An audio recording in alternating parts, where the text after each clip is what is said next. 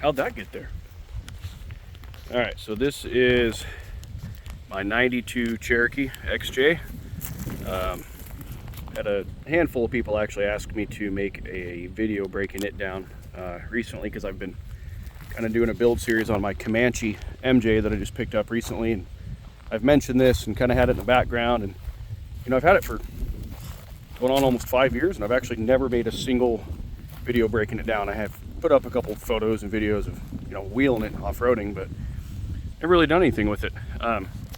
So I picked this up about 4.5 years ago for $500, and it wasn't running. It was just moldy and nasty inside. I mean, it was a pile of crap. And it was falsely advertised too. The kid had said that it had like 160,000 miles on it, and when I got there, the odometer said 281, and I called him out on it. I'm like, what the hell is this, dude? This isn't 160,000. For $500, it wasn't going to stop me from getting it either way, but he was actually asking 1,000 for it, and he's like, well, you know, that's what the motor had in it. I said, well, that's not how buying cars works, dude. So the story was, he had a 98 motor, what was in it when he bought it, and in the back was like an extra transfer case out of that same 98.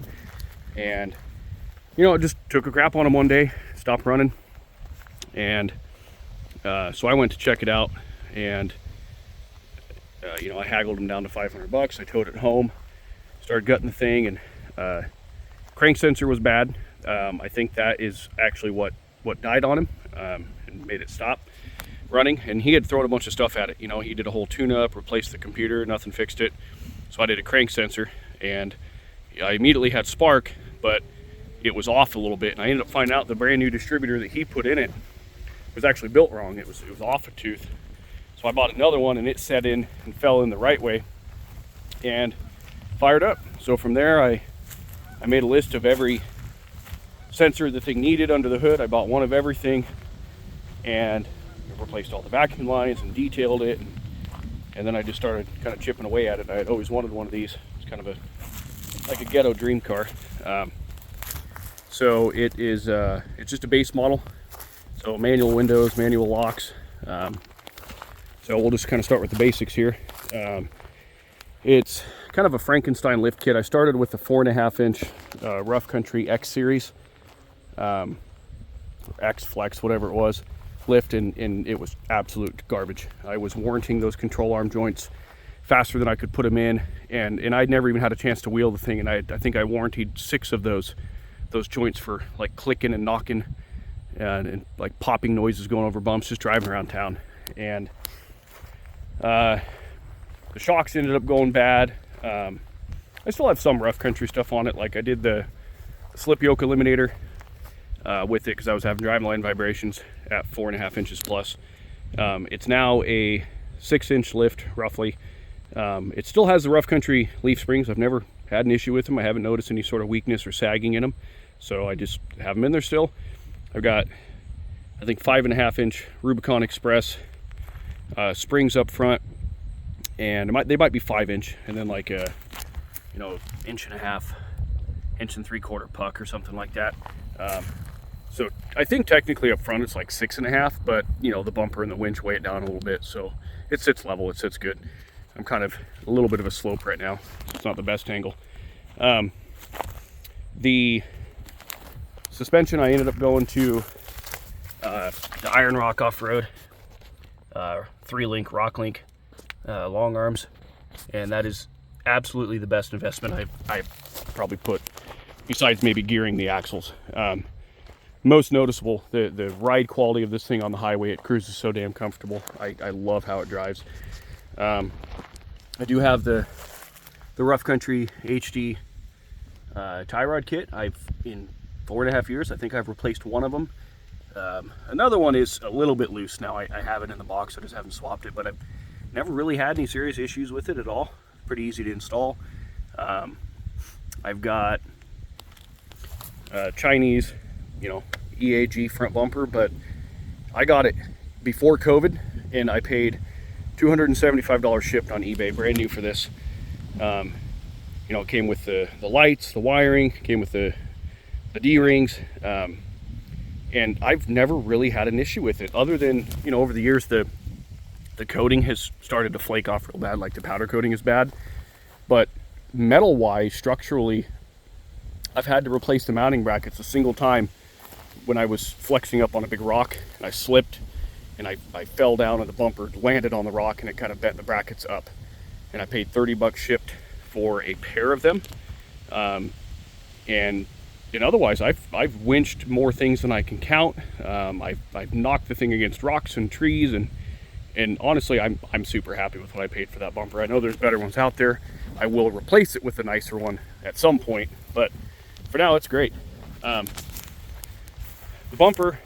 winch is a CSI from Competition Specialties Brute Series, 12,500. I had a Smittybilt XRC 10,000 on here, and I actually bought this winch and a hidden winch plate to go on my K1500 that I got rid of, but this wouldn't fit between the frame rails, so I ended up trimming the bumper back here a little bit, putting this in the Cherokee, and then I had the Smittybilt under the Chevy. Well, now the Smittybilt's sitting in my garage, and it's going to go on my Comanche when I have a winch bumper for that. On the back, I have the Smittybilt XRC, you know, swinging tire carrier. A little bit of work to get it put in there, but otherwise I've had no problems with it. It's been a real reliable, real solid. I notched a little bit there, and to make the roto packs actually fit, two of them will stack. I need to get one more extension so I can actually get this out a little bit longer and twist it and lock it.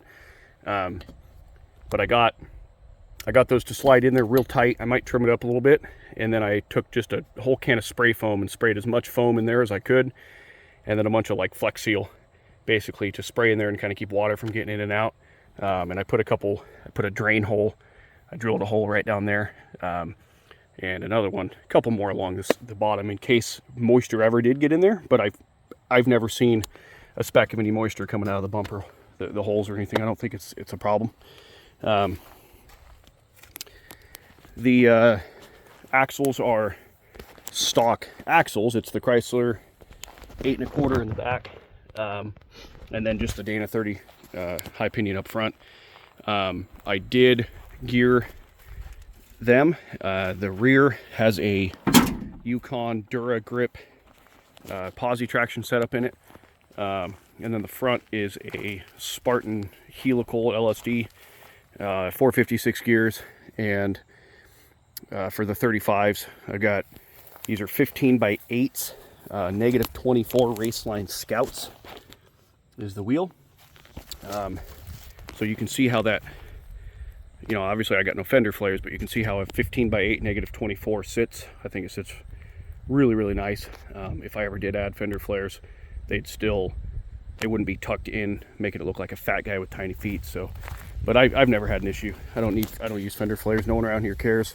I just put some of this fender like trim, kind of to clean up the edges of the cuts. The fenders were already cut when I got it, really ugly, so I kind of cleaned up the cuts and made them look nicer.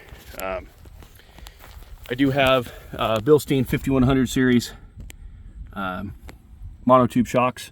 I've been a big fan of those. Big improvement of ride quality over the rough country shocks that were in there. I've got the Ironman 4x4 fab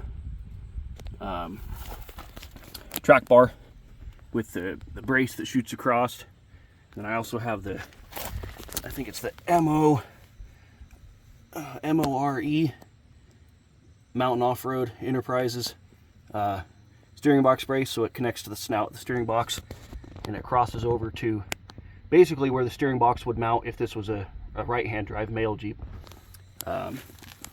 Because I did at some point when I jumped into the beach, I did get a little bit of a crack in one of these bolt holes. I don't remember which one it was.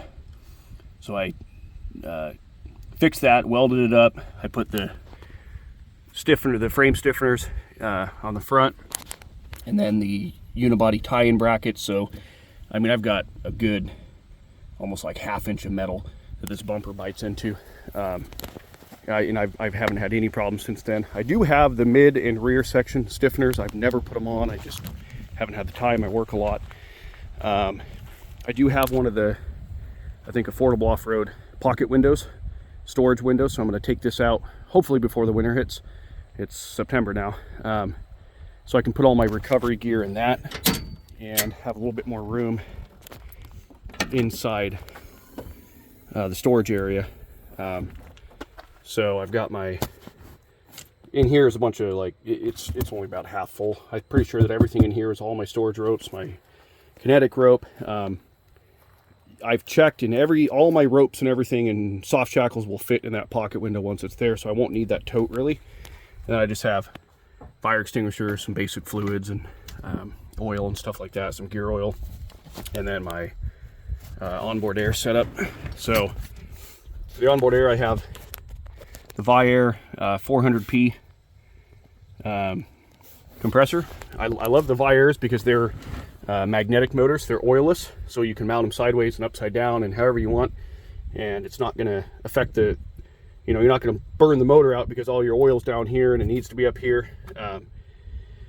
And for now, I just have a little Firestone like airbag tank, just this little mini tank. I want to get a bigger tank. I think once I have that pocket window in there, I'm going to maybe mount like a hot dog kind of tank, like a 3-gallon or something up here on the side of the box.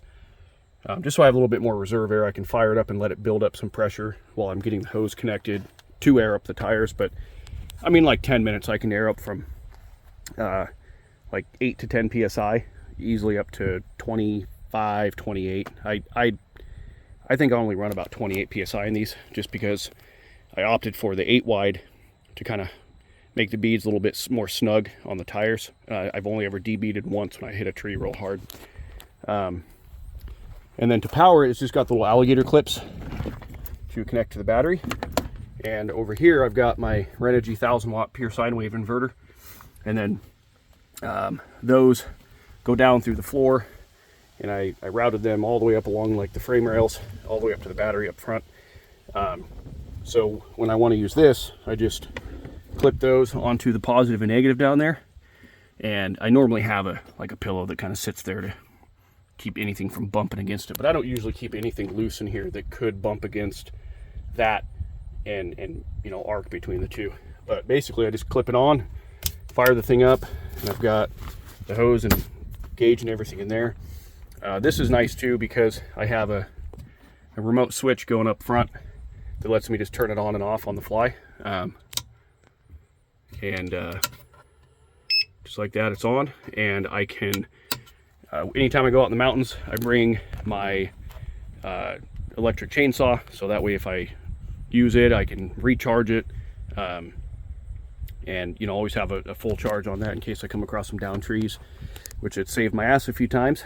And then I also have my camping fridge that I tuck in there, and I just run on in that, keep it charged up when we're driving around, and always have snacks and stuff. For the Roto Packs, it's a 2-gallon bottle, so I got 4 gallons of extra gas there. So I've never really wheeled far enough that I had to use the extra gas, but it's always nice. Random Amazon traction boards that I've used more times than I can possibly count. I've never had to use them on myself. I've only ever used them on other people in mostly the sand, because a lot of people just don't know how to drive in sand. They don't know about airing down. Every single time I have put one of those traction boards under somebody's tires and given them instruction, without fail, it has gotten the people out when they followed my instructions.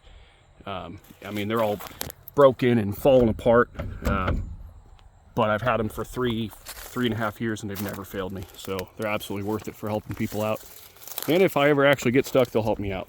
As far as getting stuck, that doesn't happen too often. The Yukon posi in the rear of this, I absolutely love it. I'm such a huge fan. I mean, I lift the thing up in the air, I put one finger on the tire and I turn it, and both tires go the same way. I have constant power equally to either side. But then because it's a limited slip, it does allow me to, when I'm turning real tight, I do get a little bit of like a kind of a lurching, just a slight lurching that I can feel with the clutches, just allowing it to slip on that tight turn. But every time I've ever tested it out and I give it the gas and I have people watching, it's always just direct power to both tires. I don't know if I like my Spartan helical. When I had 33s, it just seemed like hit or miss whether or not it was actually working or not. There were times where I was getting stuck and getting into some hairy places where I really needed traction on both, and one tire was spinning, the other one wasn't. So I don't know if it works. I'm not a fan of it. I think if I do it again, I'm not going to go that route again. Maybe I'll spend the extra money and get like an e-locker or something, but it is just the 4.0. I did confirm that this motor is it is a 98, because on the driver's side of the block, you have to kind of get under the Jeep and look up underneath the exhaust manifold, but you can see a date stamp. I think it's like September of 98. So I believe that, yeah, this motor does have less miles than the actual Jeep. I am now at 304. You know, and it runs like a top.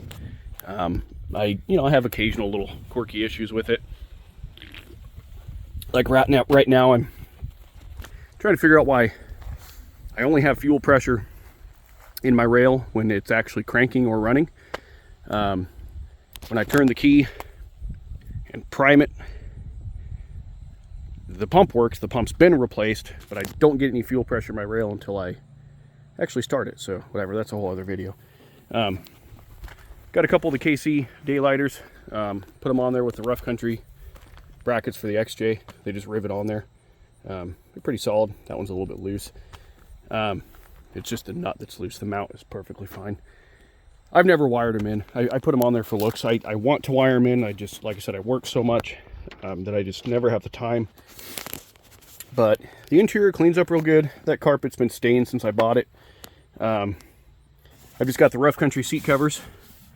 My wife's nachos. It had no center console when I got it, so I got the center console off Facebook Marketplace.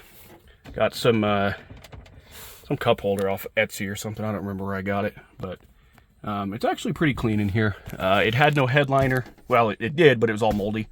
So I just kind of did some of the like soft sound deadening mat. And honestly, I noticed that it keeps the thing several degrees warmer when I got my heat on, which my heater kind of sucks. But I've noticed a big difference in how warm it stays in the winter. And I no longer have just a searing metal roof up there in the summer. This is always almost like an exact constant temperature, this material, whatever the hell it is. It never gets hot, it never gets cold. Yeah,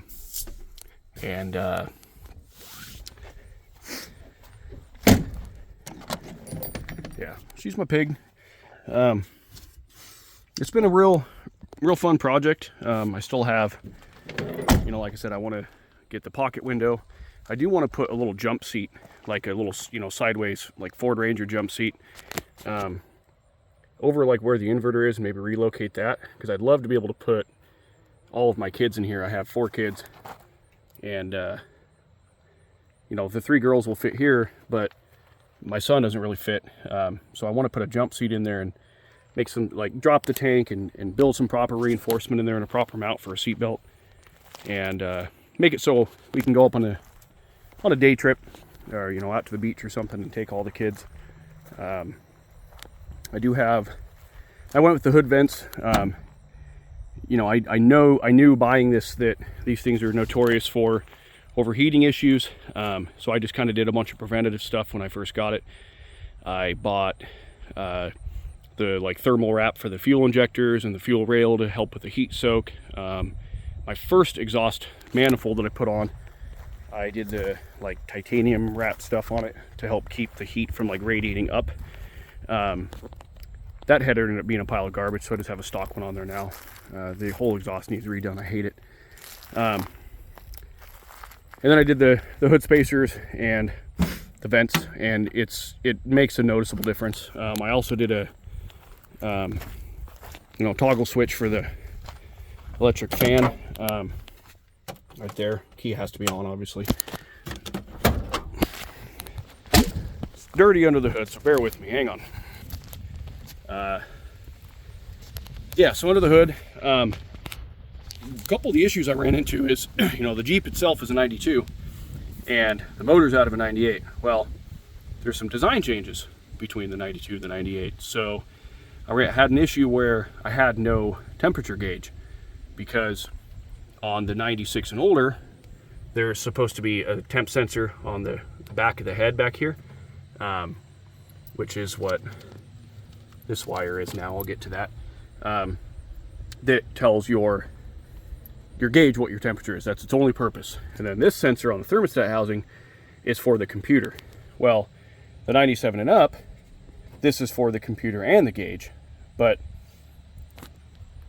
having, I don't know if there's a different combination of computer or sensor that I could use to make this do both to the dash, but I don't think so. I think that because that wire specifically goes, the one that's supposed to go to the head back here, specifically goes to the gauge. My solution I came up with, which in hindsight there's a better way to do it, but I put an inline fitting on my upper radiator hose, so as soon as my thermostat pops and I get that rush of coolant going through there, I just have the OE sensor screwed into this, and then I just lengthened the stock wiring with the lead and with the pigtail, and it I don't know, it grounds down there somewhere. But it seems to work. What I'd like to do is I'd like to get a smaller fitting. I want to eliminate this hot mess that they did on these older ones, and just do the hoses for the 97 and up, and put an inline fitting like this right here, because I believe, correct me if I'm wrong, that this always has coolant going to it. It doesn't have to wait until the thermostat pops. But I mean, I've been running it for 4.5 years, and it seems to work fine. My gauge seems to be pretty accurate. You know, with my laser thermometer, it's always within 5 to 10 degrees, no crazy fluctuations. And then back to the electric fan with the toggle switch. I had to, because something between my 92 computer and the 98 motor and this sensor that I believe controls the fan, whatever, the fan would never turn on. So I just did a toggle switch. So generally, if I'm driving, I don't have an issue overheating, but if I'm sitting in traffic and it's really, really hot, you know, it'll start to climb up a little bit. Or if I'm, you know, pulling up steep over the pass or something, wheeling really hard at low speeds. But it seems to work. K&N filter, nothing special. I got rid of the AC. The AC actually worked when I bought the thing, but I eliminated it because I always wanted to bring my alternator up higher. So I got on eBay, I got the relocation brackets, which is just a couple little aluminum pieces like this here and that bolt on, and it lets you put your alternator right up top. The page that I bought mine from, it had a little bit of info on what belt you need to get.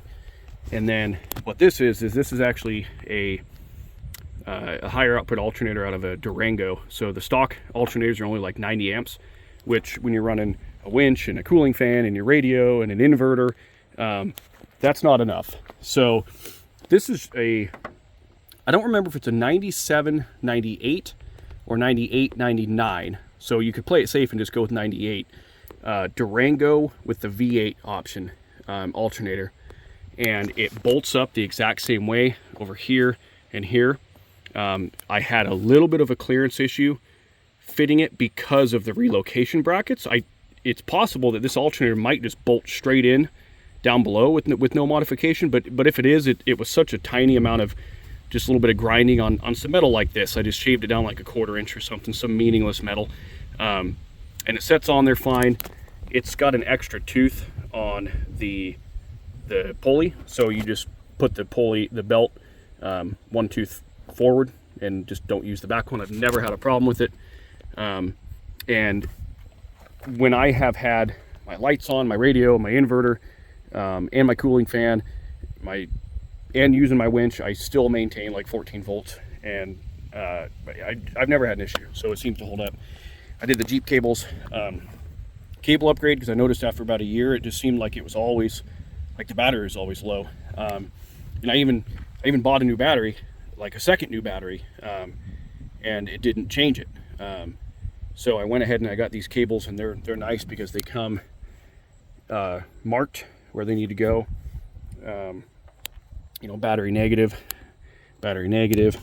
fender, you know, alternator. Like they're labeled exactly where they need to go. They're cut to the exact length they need to go. And it was a night and day difference, man. It felt like the first time I started this thing up with all these cables right, it felt like I had a dual battery set up in here with the amount of just force that it just turned over so easy.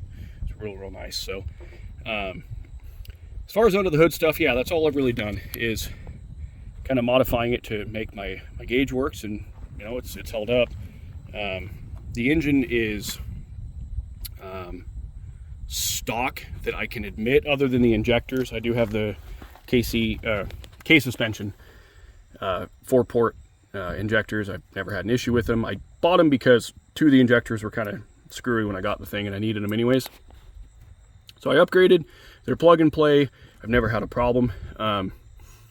I honest to God, I have a suspicion that this thing has a cam in it, but I don't feel like pulling the thing apart. So I suspect that it does, but I'm not going to openly admit, oh yeah, it's got a cam, because, you know, I fix cars for a living. I've been in a ton of Jeeps, a ton of Wranglers, a ton of Cherokees, stock ones, modified like mine that are geared also. And I have not been in a single one that was stock. I've been in a couple with like the strokers, so those are obviously different. Unless this is a stroker motor, I don't know. But I've been in enough of them to know that when I get in this thing and it's running good and I step on it, my Cherokee, even before I geared it, has always had more power than any other 4.0 that I've ever gotten into that was a stock 4.0, right? And I've had a couple other too. I had another little Cherokee that was a 4.0 2-wheel drive. So, you know, and just stock. So you'd think, oh, less weight, doesn't have all this crap. No, this thing I guarantee would still beat it in about the slowest drag race on the planet.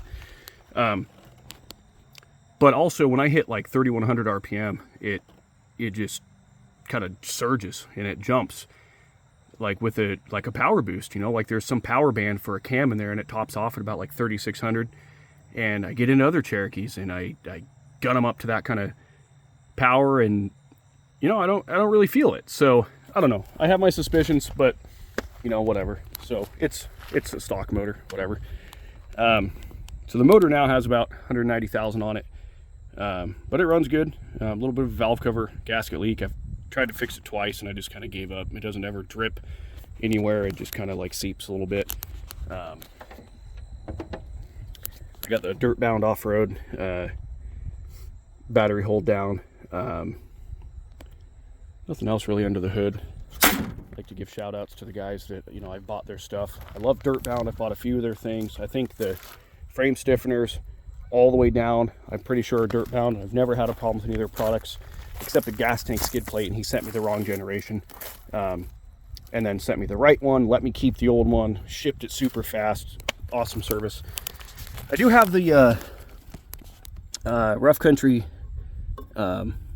Jocko relocation brackets. Kind of torn on whether or not I like the design of them, honestly, but I don't really want to get into that. But yeah, so that's it. I mean, let me know if you guys want any more kind of input on it or info on it. I do have a little bit of like rust holes in the floor on the passenger side.